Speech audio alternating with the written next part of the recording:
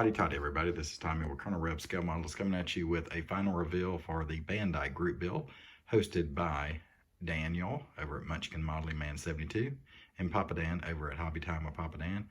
Here you see my Gundam starter, like a starter kit. It's the RX-78-2, it's the original Gundam. I'm going to go ahead and turn him on here so you can get a little spin. As I mentioned before, I painted the whole kit. I was going to paint the colored parts using Tamiya clear over a silver or metallic looking base. What I wound up using was this Kryline Shortcuts. I think it's called, yes, it's called Chrome, which actually had a really nice color. It laid down really nice and smooth. But then when I started messing with the Tamiya clears, I don't think I thinned them right. So when I did some test spoons, they didn't come out right. So while I was looking at other options, I realized I had some of this old Tester's Aztec Paint. These are pearl colors. I thought about the transparent ones, but I didn't like the way they looked. The red looked too pink and the yellow was like a too bright yellow. So I didn't want to try to mix them, so I decided to go with this is a gold, this is red, this is blue. So those are the three that I used, and they turned out pretty nice. These are the test spoons that I used on the red and the gold, and it turned out really good. As you can see, I did not do a test spoon of the blue, or if I did, I don't know where it's at. Anyway, so as you can see, all the colored parts, the red, the gold, the blue, are painted just like they are on the box art. I painted the rest just a flat white, and then I panel lined, and then I cleared all the white parts with a satin clear, a satin Kryline Color Master satin color. So the satin color of the clear actually had a little bit of a shine, but not so much that it would overpower and take away from the colors that you see, the blues and the golds and the red, and that's what I didn't want it to do, so it looked pretty nice. The gun is just flat gray, and then I did a flat gray on the darker pieces that you see, like on his jetpack and some of the pieces that connect his legs and things together, so I left them a flat color. I think I still want to go back and actually color the front of the sight on the gun and maybe do it like do the same thing, maybe color it silver, just paint it, color it silver on it, and maybe do some Tamiya clear, just paint it over that to where it actually looks like a gun sight. But there's my Gundam. It builds really well. The parts were really good because they were very thin coming off of the sprue, so you can tell it's a newer kit and a newer tool because the nubs that connect to the sprue are not thick, whereas some of the older Gundams are. So when you cut them, you would leave indentions, and sometimes it would take the plastic off, and then it would leave marks. So with this one, they were really thin, so I just had to basically scrape some of the pieces flat and with the back of the hobby knife, and then it was smooth, and maybe smooth it out with a sanding stick or something. But everything turned out really good. It goes together very well. All the panel lining that you see was done with this, let me show you here. This is an artist's Loft illustration pen. It's got a 0.03 millimeter nib, and then I have one also with a 0.5. So let me see if I can get this in here for you.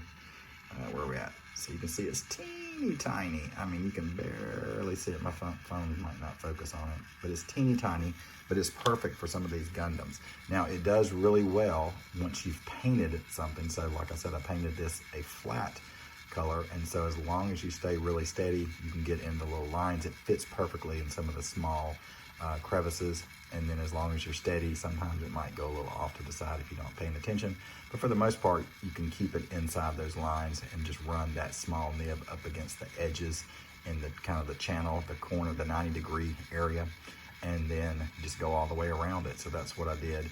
The 0.5 was a little bit big, so I stayed with the smallest one, and I think it turned out really good. I didn't use the Tamiya panel liner just because I was able to get into the areas I needed with that small pen. The panel liner is better if you're putting it on, well, Brian has some issues with the bare plastic, but it's those you really need that gloss finish to let that capillary action run that thinner, that panel liner down into the crevices, and you just rub and clean off the excess later once it's dried. This being an ink, it does take longer to dry, so I did wait a couple of days just to make sure it was dry, so that when I sprayed it with the clear, it wouldn't kind of start running or want to move around. So I think it turned out really good.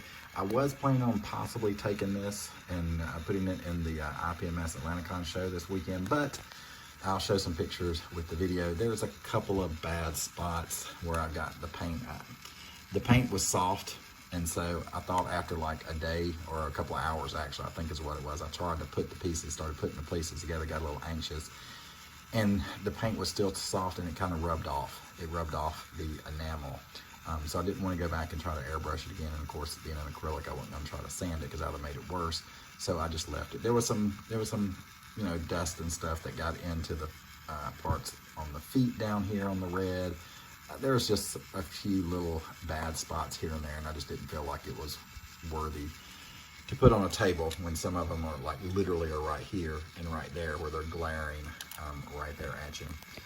There's some bad spots here where some junk got in the paint and things like that. So I'm just gonna put it on the shelf and try to do a better job the next time and not get so anxious to put these things together. But it went together well, even with the paint. I sprayed the white with just a flat white from a rattle can, and then obviously this was a rattle can, but it didn't put on so much paint that the pieces wouldn't go together. I did not have any fit problems. I didn't have to rub off any paint. And what I tried to do when I did spray them, I would try to use the alligator clip to kind of cover up where the join pieces were, so that some of that paint didn't get into some of those areas as well. So it's just a little bit of time and taking care of what you're doing that you can save yourself some time on the other end by not having to do some more leg work to get the pieces to fit back together. But you know, for a $7 or $8, whatever it is, yeah, $7 kit, $7 including with the tax. I mean, I think it does good. It does have articulation like all Gundams do, but it doesn't have full ranges of motion, even like an HG kit would be. But it is definitely an entry grade, but I think it's actually a pretty good one. And definitely you need to go and check out Daniel's Gundam, the one he did. It's the same one, but he painted it with these cool metallic colors and these metal colors, so it looked fantastic. And then I think if you'll see, Brian BG has one that he'll be showing you that was really, really, really wicked cool. It's another Bandai kit. It's another Gundam, but he did it in a camo pattern that's awesome. So check out those guys when they get those videos up. I think Daniel's is already up. Maybe BG is about to put his up soon, but it's really, really cool. Puts the effort I put here to shame, because mine is just the basic colors, but I think it looks pretty good. I think those pearl colors came out really well over that Krylon paint. So anyway, hope you like it. I'm gonna put some pictures up that has a little bit of close-ups and you can see some of the paint flaws. But there is my Bandai group build again, for the Bandai group build for this year, 2022. And again, thanks to PapaDan and to Munchkin Modeling Man 72, Daniel, for hosting this again this year. So, gonna leave you now. Again, keep praying for the people in Ukraine. Let's hope we can get some type of resolution to all this soon. And as always, hotty toddy and God bless. If you're going to AtlantaCon, hope to see you there.